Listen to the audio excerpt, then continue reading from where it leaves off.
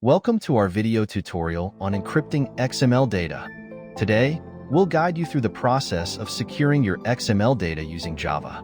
Whether you're developing an application that involves sensitive information or just want to learn more about data encryption, this tutorial is perfect for you.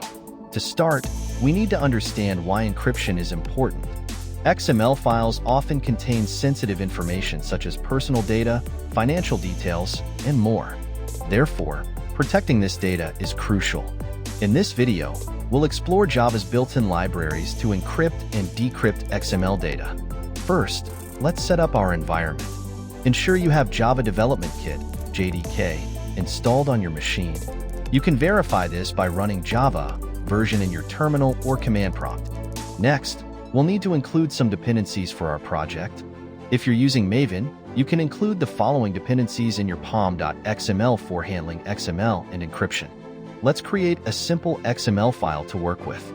For demonstration, we'll create a file named sample.xml. This XML file will contain user details. Now, let's move on to the Java code for encrypting this XML file.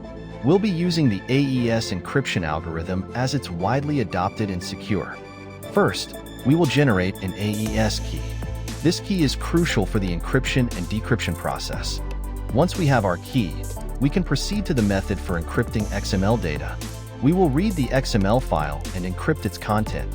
Now, we need to implement the encryption in our main method. We'll create an instance of our key and call encryptXML method. Great! Now we've completed our encryption functionality. Let's discuss how to decrypt the data back to its original form. To decrypt, you will call the decryptXML method and pass the encrypted data along with the same secret key using the following code below. With this implementation, you should be able to encrypt any XML file and decrypt it back to its original format.